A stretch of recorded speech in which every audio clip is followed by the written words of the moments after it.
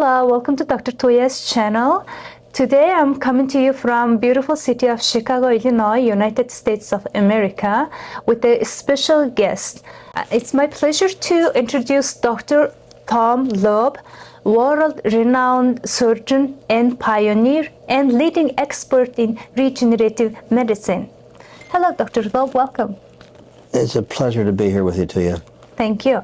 So I would like to introduce Dr. Lobe. Dr. Lobe completed his general surgery and training at the Ohio State University hospitals and his pediatric surgery training at the Children's Hospital in Columbus, Ohio, now known as Nationwide Children's Hospital. He's a highly skilled surgeon who's trained hundreds of physicians across the United States and around the world. In 2008, Dr. Lobe launched his first stem cell therapy and anti-aging clinic in Beverly Hills, California. Since then, he's expanded his practice across the country. His primary clinic now operates here in beautiful city of Chicago, Illinois. With over 30 years of experience, Dr. Lobe is considered a leader in the field of stem cell therapy, known for combining cutting-edge science and compassionate care. Few physicians match the depth and breadth of the Dr. Lobe's expertise. His unique background and wide-ranging knowledge truly set him apart. He also currently serves as a professor at the clinic surgery at the University of Illinois in Chicago, continuing to inspire and educate the next generation. Welcome again, Dr. Lobe. Thanks so much for coming. My pleasure to be on the air with you. Sounds good. So my first question is, so we talk about a lot in stem cell therapy, and when it comes to especially the joint health, and often we hear about addressing degeneration of the health, muscles and cartilages, bony structures themselves. So what are your thoughts about this? What's the state of art? Sure. So we have some really exciting innovations in stem cell therapy today, and one of the things that we're doing now is taking stem cells from the patients themselves. We do a harvest and take maybe about 20 cc's, maybe about two or three teaspoons full of fat through a little procedure under local. It's like a little mini liposuction.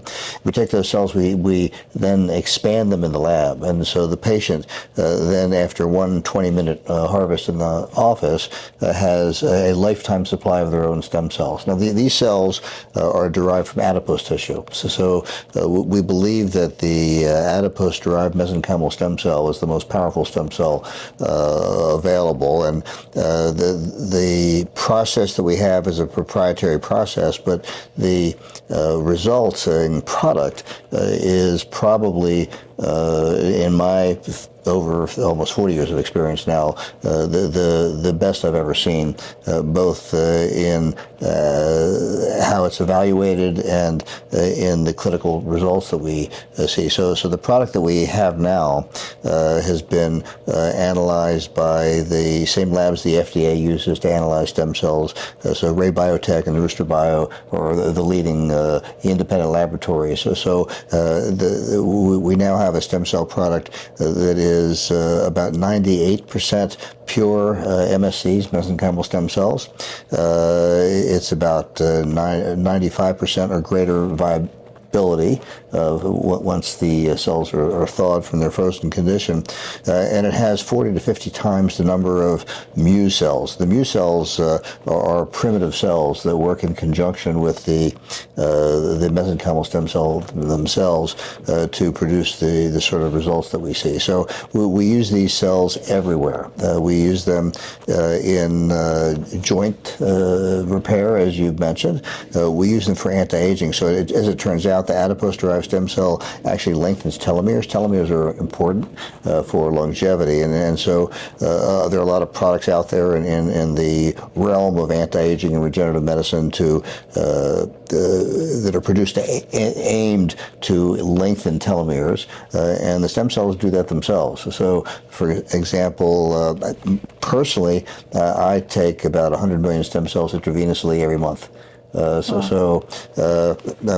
You see me on the air. I'm 76 years old. I think I do pretty well for yeah, you look amazing for my age, and so I think part of the result of that is because of stem cells, and so it's an amazing product. We use it for aesthetics. We use it to grow hair. We use it to improve the quality of the skin. We use it for systemic disorders, where we're actually currently taking the product that we have now with stem cells, this adipose-derived tissue, and the FDA is reviewing our application to basically cure Crohn's disease, and so we're about to get approval for a drug. We hope to improve the quality of life in many patients with Crohn's disease.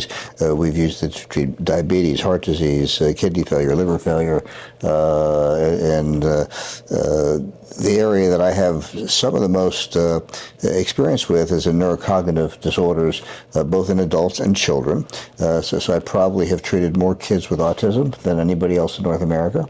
Wow. With stem cells. And we do stem cell infusions. We actually, with the kids, we take the parent cells. We harvest the parents, and then we give the kids back their parent cells. The FDA here in the U.S. Allows us to treat first and secondary relatives. So if I harvested your cells, I could treat your children, I could treat your parents. Is that because of the same DNA, or it's just because of the genetics? So the FDA considers that an allograft, an autograft. The same as if I give you your cells back. If I give your parents your cells or your children your cells, then they consider it an autograft.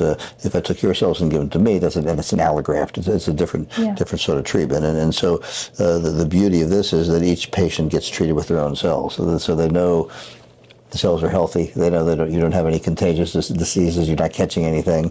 So these are live cells, and so there's no manipulation or adding enzymes and anything. Like it's kind of like so these are pure stem cells. We there are a lot of other processes out there that use chemicals and toxins to prepare the cells. The common cryopreservative to freeze these cells is dimethyl sulfoxide, DMSO, and it's got sulfur in it. So there's about 15-20% of the population that has a high allergy to the sulfur, and they have a bad reaction. So those cells have to be thawed, they have to be washed to get the sulfur out. We don't do that. So we have a proprietary, basically a sugar-based cryopreservative that doesn't have any toxins in it. So we don't use thimerosal to store or transport the cells like some products do. We don't use DMSO. It's a very clean product, so we don't have to add anything to it because the cells are magic.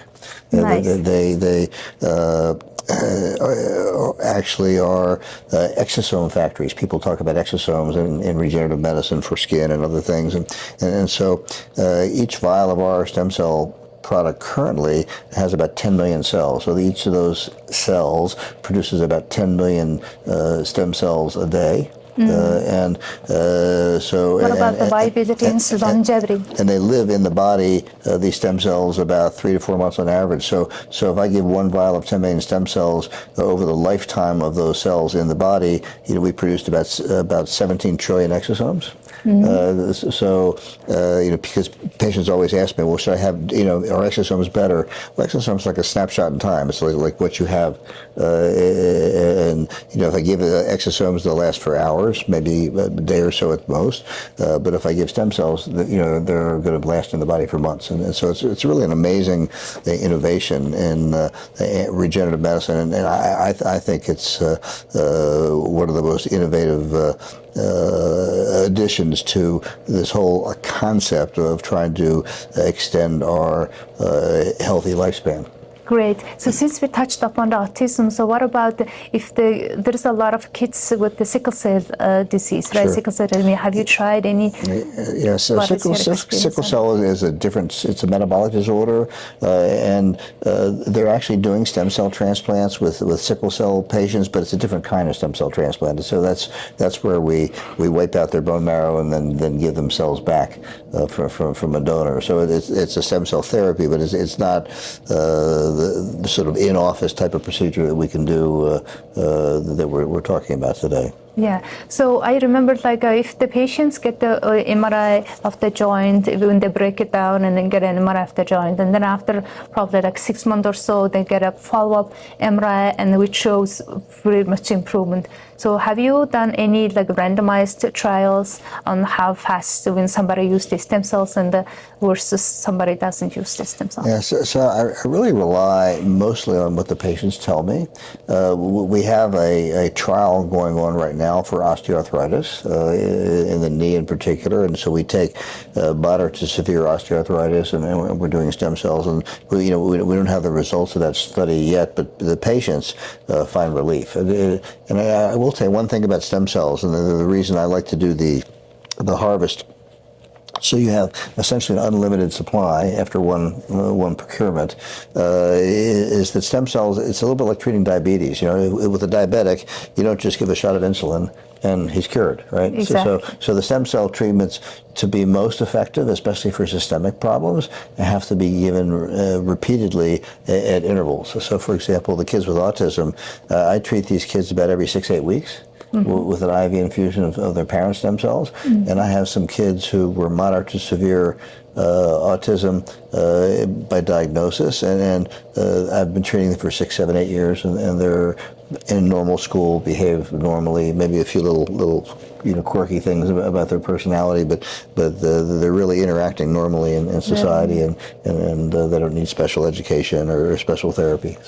So since you're giving the therapy in a regular intervals, what about the grafting? Does it have to be grafted, or you're gonna just save the cell and bank it out? Right. So once we do the harvest of this tissue, the way we currently do it, and the company that we do this through is a lab. It's called L2 Bio. So the letter L, the number 2, the word bio, so L2 Bio, and you could look it up online, l2bio.com, and it's a remarkable lab. So they do a harvest. So if we took your cells today, for example, your cells are then ready, and we store them in the tissue bank. So they're ready for you anytime that you want them. So when you need some cells, you call the lab and say, send me some cells. Kind of amplify it and save it and amplify it. Yeah, so they grow in cell culture, and they grow naturally. We don't force them. There are some operations that actually force the growth in a device called a bioreactor. They make lots of stem cells quickly, and we know scientifically that actually predisposes these cells to mutations, and so we don't want to grow tumors. We just want natural growth in the cells, so we let them grow naturally. So it's a slower process, but basically we have an unlimited lifetime supply of these cells, and we store the seed cultures essentially in the tissue bank, and when we're ready to grow some more, we thaw them out, start growing more. Yeah, so I understand that if it's like a joint or local infection or local things, osteoarthritis, things like that, we do a local injection probably, right? So, but what about the systemic autism? Do we do IV or how it works? Sure. So for the local injection, it might take. We know, for example, to heal a joint, I only need about 500,000 stem cells. Now these, of course, they come in 10 million per vial, so you're phenomenal. It's either overkill if you give a vial of stem cells, or you could use them on multiple joints. When we do it intravenously, we know that a number of the cells, when they flow through the body, they get trapped in the lung, but we rely on the numbers. Not all of them get trapped in the lung. Some go into the system. So we rely on that process to essentially overwhelm the system with the number of stem cells, so enough get into the system to do the healing. Now, I tell my families the stem cell is like a little ambulance. It's got all the tools it needs to repair, but it doesn't know what it's supposed to do. So it runs around the body until it through cell signaling, finds an area of inflammation or an area that needs repair, and then it just settles there. And so that's really how it works in systemic disorders. So it finds the area where it needs to work. It may be inflammation in the brain. It may be multiple joints inflamed with arthritis. It may be a sick pancreas in the case of diabetes. It may be a sick liver and liver failure, that sort of thing. We use it to help prevent rejection for kidney transplants, for example. So it's got a lot of uses. But part of that is because it's essentially an immature cell that doesn't really know what to do until it gets some direction. And so once the body signals and says, listen, I need some help over here, and that's where the cells go. Got it. That's phenomenal. So what about if somebody has like a pre-cancerous, in the beginning of the pre-cancerous cancer patients, how do we approach it? Sure. So it's very interesting. So, of course, this is an alternative approach. The standard cancer treatment is to give chemotherapy, radiation, and that sort of thing. And a number of those treatments, especially some of the immune therapies for cancer today, can actually interfere with the stem cell activity. But when I have a patient who the doctors have given up on, I add stem cells to the mix, and part of the reason is the stem cells actually help boost the patient's own immune system. So stem cells have four basic functions. They are anti-inflammatory. They're very highly anti-inflammatory. So they're like a natural steroid. But it doesn't have the bad side effects. There are no side effects. They're your cells. You don't have any sequelae from the treatment other than the body healing or the body detoxing naturally or something like that. So they're anti-inflammatory and they modulate the immune system. So if the immune system is overactive, it'll tone it down. If it's not sufficient to handle the load of a cancer, for example, or some autoimmune problem, it's actually going to boost the immune system. So we have patients like with myasthenia gravis, that's an immune disorder, or certain joint diseases and like rheumatoid arthritis, thyroiditis, diabetes, those sort of things that have some immune component. The stem cells actually are beneficial because they boost the immune system. Stem cells are regenerative, so they actually help generate new tissue where the tissue needs repair. And part of that is the stem cells themselves may convert over to cartilage, bone, muscle, things like that. But more likely, they actually create an environment in the area that actually is conducive to cell repair. And so it creates the environment to allow the cells that are there to get rid of the inflammation and start behaving normally again. The cells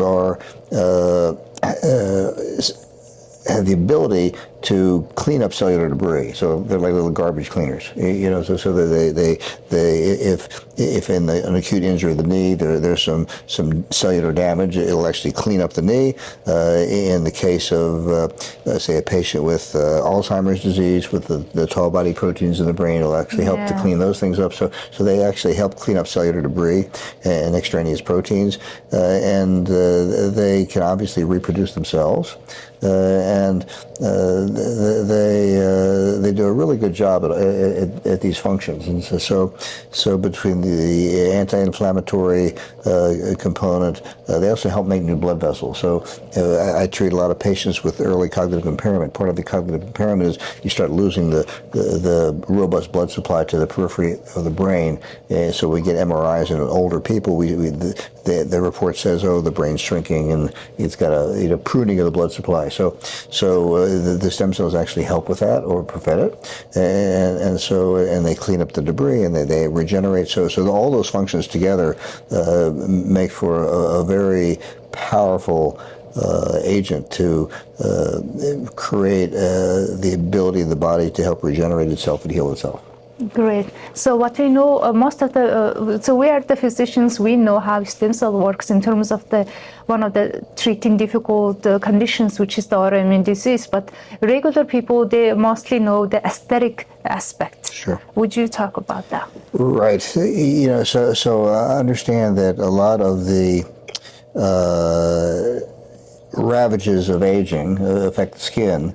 Part of that is inflammation in the skin and disrepair. So one of the things that stem cells can do when applied to the skin, and we use them for almost any ablative procedure. So what we do, microneedling or laser or anything that actually creates some injury, then we give the stem cells. The stem cells help build the collagen, rebuild the elastin and elasticity, help the skin glow and help it look good. So we use it for skin. We use it for hair growth.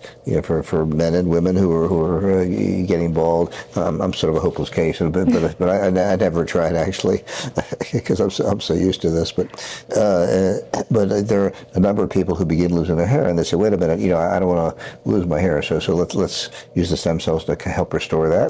And in those cases, for example, we may do a treatment where we use stem cells about every 10 days for about 3 to 6 weeks after either RF microneedling or some other ablative procedure in the scalp, and we get the cells deep in the scalp, and they kind of help restore the hair and have it grow again. For rejuvenating a face, we have some pretty remarkable results by doing what I call a stem cell facial. And so we'll actually do I like to use the RF needling device. And we'll kind of go a deep layer and then add stem cells, and then medium and add stem cells, and then shallow and add stem cells, and we get stem cells at all the layers of the skin, and it just helps the skin repair and restore the collagen and restore the lost elasticity of the skin. So it's very effective for cosmetic procedures. Very nice. Yeah, I remember you showed me one picture. It was like it showed a drastic improvement in the skin. It was magic. In months. So we'll take 10, 15 years off somebody's appearance with a properly done stem cell facial. That's very nice. But at the same time, feeling good, and then internally is one of the most important things when it comes to joints and movements. And well, our focus is healing people from the inside out. If your inside's not well, no matter what you put as window dressing, it's not going to last. So for a lasting health and lasting wellness, we want our patients to be healed from the inside out. So I like to combine both intravenous treatment and superficial treatment for the aesthetics, and use them both together. So. Great. So when it comes to the harvesting, so let's say there is one family members, and then probably definitely harvesting the adipose tissue from the youngest member. How young person can be harvested? Sure. So they have to. We do this under local, so they have to be mature enough to sit there under local. So I've done it on teenagers. I can take it from anybody, but the fact of the matter is, if it's a family, we don't have to take it from the youngest member. I had one gentleman. He was 95 and he had a stroke. And so I took his cells, and you have to remember when we grow these cells and they start dividing, they become brand new baby cells again. So the concept of he's too old to make good stem cells, that's not really the case, because the cells in the fat, in the adipose tissue, are like sequestered in little time capsules, if you will. So they're preserved, and so when we release them and get them out of the fat cells and the fat tissue, and then have them growing in culture, they're as good as the young cells. So the difference is maybe in an older person there are not as many. So babies, we have lots of stem cells. As we get old, like me, maybe you don't have so many, but it's I'm proof of the pudding. I mean, I'm 76 years old, so I have my 70-year-old stem cells, and they work just as well. So I'm happy with the results. So when it comes to the adipose tissue, what is the difference? I know like some people take the umbilical cord and Wharton jelly. Which one is better? Is there any like? Yeah, so there's thousands of papers in the literature to support. We know what the adipose-derived cells do. The cells in the Wharton's jelly and the cells in the umbilical tissue, they're just not as many. There's a lot more in the fat. So part of it is numbers. Part of it is the cells they're just better cells. There's, for example, umbilical cells. Wharton's jelly cells don't lengthen telomeres. Adipose do. So that's just one example of many others where the adipose is so far superior, both in numbers and in quality and in their effect, that I find I don't have to use as many of the stem cells derived from fat as I do if I try and give umbilical cord cells or some other product, partly because of viability, partly because there's just not as many, partly because the quality of the cells aren't as good. So the other thing is cost. If I harvest your cells, they're relatively cheap. So in the U.S., as an example, so you might pay $2,000-3,000 for a vial of stem cells that are umbilical cord cells. Or now other countries may have different prices, but just as a reference. But if I harvest your cells, it's $500 per vial. So it's a huge cost difference.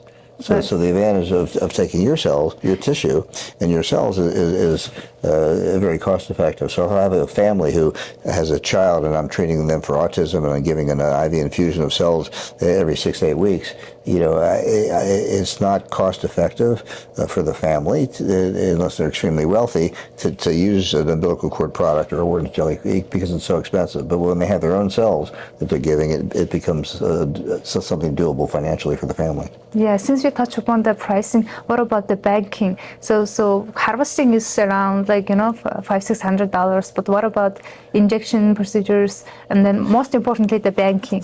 Yes, so the banking really depends on the doctor, and because they have different arrangements with the L2 Bio company that does the banking, but the banking process is not that expensive when you consider it's once in a lifetime process, and when you have that procedure, and as an example, depending on where you are in this country, it might be anywhere from $5,000 to $10,000 on average to do the harvesting. That's the doctor's procedure to do the harvest, and then that includes the banking fee. And then the company charges a storage fee of about $500 a year just to maintain your cells for regrowth anytime that you want it.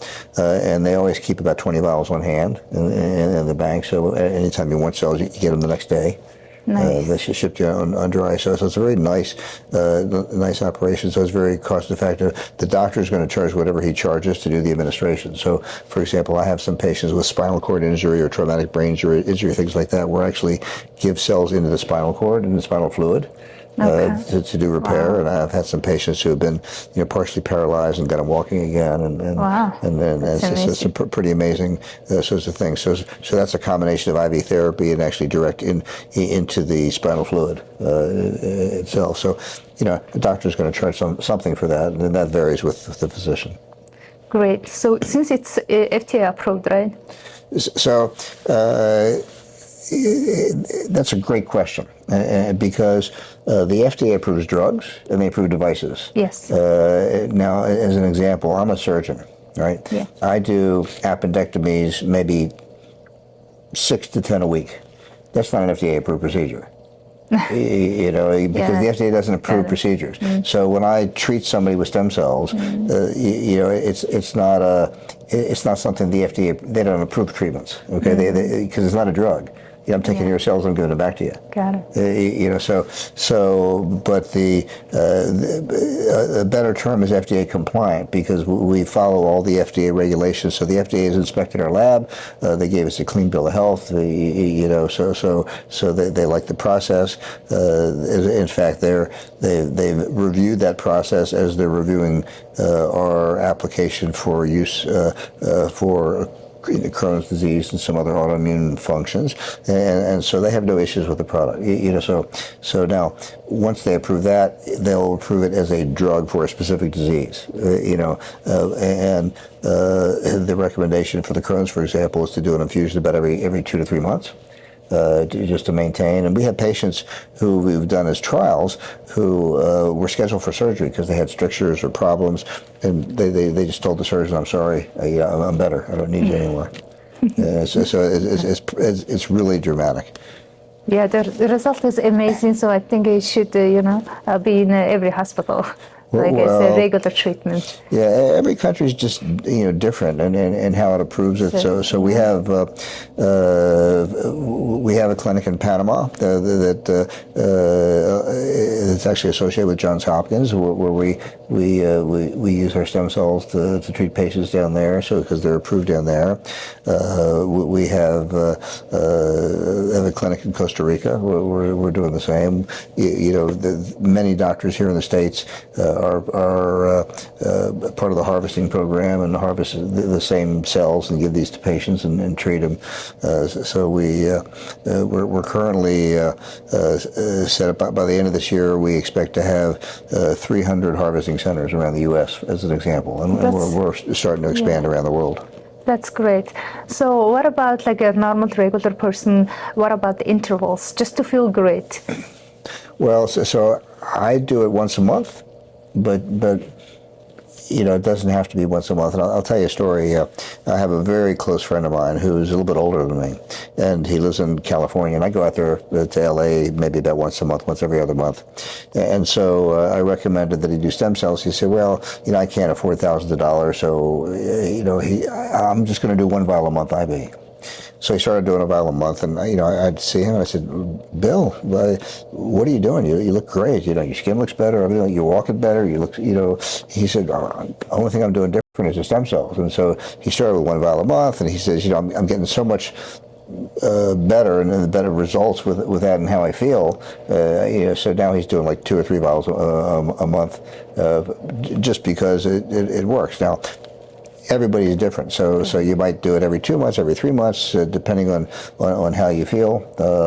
I can tell when I do my infusion of stem cells, my mind is razor sharp. It's like I was 20 years old again. I think. Yeah, I know you're really sharp. But I can tell a difference. And you're sharp and you're fast. You're always.